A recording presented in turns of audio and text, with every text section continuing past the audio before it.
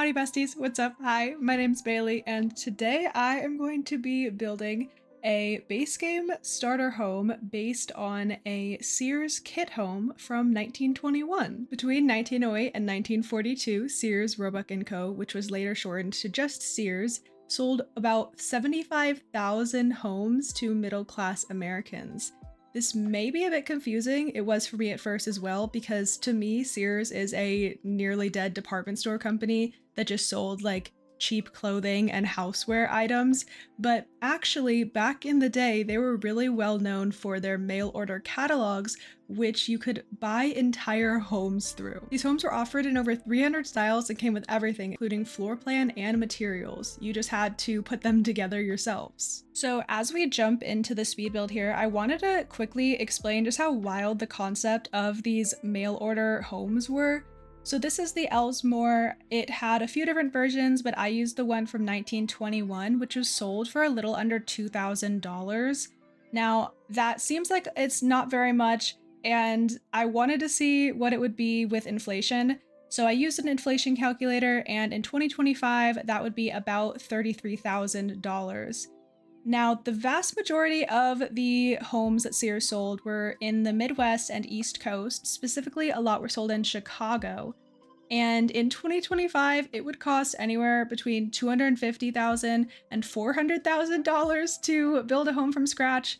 So this $33,000 or $2,000 back in the day home kit would have been a steal. Like that is great. That is wild to think about. But yeah, as you saw, I had to bulldoze the house and like start over again because I was really struggling with the floor plan. The kitchen was just like such a weird shape and it wasn't working well in The Sims. So I ended up building it room by room instead of like all at once, and it worked out a lot better. Something I did struggle with was the color scheme of the exterior, which was mainly because I was just using base game. I think that maybe if I had had access to some other packs, it would have been a little bit easier. I didn't check, so I don't know for sure. Don't quote me on that. But I was struggling with finding the right colors because the Elsmore was like a really pretty green and it had this red roof. And I think we got the roof pretty spot on, but the green was a lot harder. So it had a matching foundation, and I did not want to use this like Christmas green color that we had. That was the only one that had a matching foundation. So I ended up trying out this other green, which I liked a lot. It was still like, it was a pretty close color, but unfortunately it has the like built-in pillars on either side. And the swatch of that wallpaper that doesn't have the pillars just didn't come in this green. I was trying to make it work, but then I put the windows and I just did not like the way that they looked, like how the window was touching the pillar. So in the end, I went with this lighter green, and I think that it looks really good, even if it's a little bit different from the reference photos, which, by the way, I'll put the reference photos up, like if it's relevant while I'm talking, and then also at the end, we'll do some comparisons to see what the actual Elsmore looked like versus my final build. But I think I did a pretty good job at keeping things consistent. The windows are a little bit awkward, but I wanted them to be like exactly like the actual Elsmore. I think the shape is a bit off on some of them, but they're in the right places. So that I think is what matters more. I was a little confused because some of the pictures I was seeing of like fully built Elsmore homes had windows in slightly different places. And so I ended up just going with like the actual floor plan and layout that I was using, as opposed to using any references of the actual homes, because I wasn't sure if maybe people had just changed the windows over time.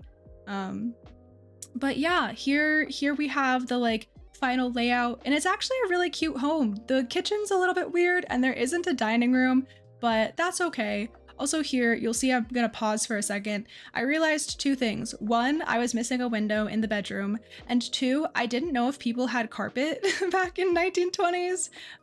So I looked it up, and no, people did not have carpet in the 1920s if they were like poor. It was more of a luxury item, and so there would have just been like wood in like the majority of the home. So I did that because I kind of wanted the house to overall look a little older and a little dated, not necessarily like it's from the 1920s, but like maybe it's had a handful of renovations over the years, but it's not a brand new home by any means. And honestly, I think it came out really cute. That's not typically what I go for, but I was kind of trying to lean into the base game and what I had available to me. So rather than trying to make it look a little bit nicer and more modern when I didn't have a whole lot of items for that, instead, I just decided to lean into the little bit of an older, crustier vibe. I guess not crusty. It's not dirty. It's not dirty. It's just, it's cute. I like it. Um, the original layout did have a like cellar, so that back door led into a like staircase down into a basement. But for the purposes of making this a starter home, I decided to save money and not do that. So I wasn't originally going to have a door there, but as I was doing the layout of the kitchen and where I was going to put everything, I decided I did want to have a door. So I have like a tiny little back patio, but nothing else is going to go back there just because I ran out of money, honestly. And also, you'll see a few items in some weird places, like that sink and like the bathroom layout is really weird, but that's because I was trying to use the layout and like put things where they were. So like that's how the bathroom was laid out. I don't know if it works. Not sure if it's functional. I guess we'll find out at some point. And then I thought the sink was right there, but after I found a better like quality photo of the layout, I realized that it wasn't actually a sink. I don't remember what it was. I just know it wasn't a sink. So it's a sink in a weird place for no reason, but that's fine. The stove I think would have gone there because there was a chimney on the roof right above that area, and I'm pretty sure that back in the day, people had chimneys above their stoves because it was like it burned, right? I think I'm right.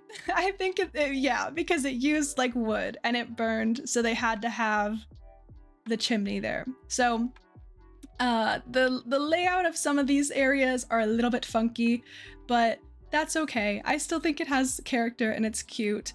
You will notice that it's kind of empty, and that's just because it is a starter home, and so I was trying to keep to a slightly lower budget than I necessarily needed to. This house does theoretically like have room for 3 Sims, so you could start with 2 adult Sims, and then I'm gonna decorate the other bedroom for an infant.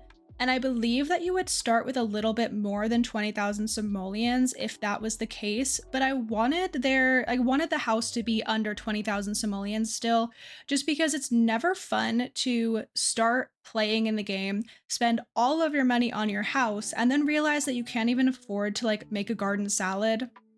Especially when I was decorating this room for an infant, like nobody needs to be fighting for their life trying to take care of an infant sim and then realize, oh my god, I have to like go outside and dig up a rock just so that I can like eat. So I wanted to make it a little bit cheaper, a little bit better on the budget. So I ended up having to compromise on a few things. A lot of the decorations that I maybe wanted to use, I wasn't able to, and I did after the recording, like after I finished recording, end up going back and changing some things because I was over budget by like a couple thousand simoleons, I want to say. I think we're going to remove the curtains in the recording, but I changed a few other things as well. That little painting right there, I really wanted to use because it was kind of like an homage to what we were doing. It's like an architectural sketch, and we were using an architectural like layout sketch to build this. So I don't know, I wanted it to be in the build, but you can't see it because it's on that wall that's like gonna be down the majority of the time. But it's there. We know it's there, and that is what is important. So here you can see me kind of starting to go through and make things cheaper. I was trying to like make the bathroom cheaper, but the tubs were just too big. Like there were 2 tubs that were cheaper, but they were both larger. And I already don't know if it's gonna work, so I didn't want to make it like even more squished. We're gonna move on to landscaping in a second, and I wasn't 100% sure how I wanted to do the landscaping. At first, when I started doing it, I had kind of like completely forgotten that I was supposed to be using a reference photo, and so I was just kind of doing my own thing. But then I realized that actually, wait, pause, the Elsmore had landscaping in the picture. So I started to look at that, but I didn't really like it.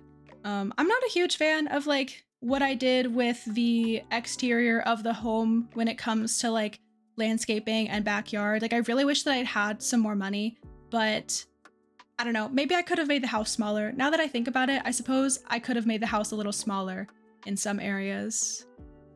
You live and you learn. Nothing I can do about it now.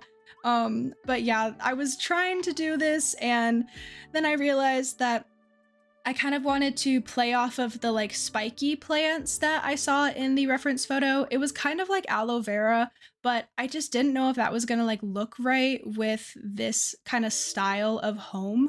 So I just went with the like lavender bush and then that like other bush that kind of looks like the lavender but is just green, because I thought that it kind of gave off that same spiky vibe. It's very basic and it is debug, so it doesn't cost anything, and at least there's that. But yeah, we will do a final walkthrough where we show off the entire house and kind of compare it to the Elsmore in a second. So yeah, we'll get into that now. Hi, sorry that I've changed. It is the next day, but let's take a look at the final house and then we can do some comparisons of what it looks like compared to the Elsmore. So honestly, it's more so the exterior that we'll be comparing. Again, the colors are not perfect. The roof piece here on the front is definitely not like what it looked like in the picture, but I just couldn't get it to look how I wanted it to with base game, so we kind of just made it pretty plain. I wish that the green of the walls could be different, but I do think that the red is pretty similar. And the plants, the landscaping, not great, not close at all actually, but I think it's fine.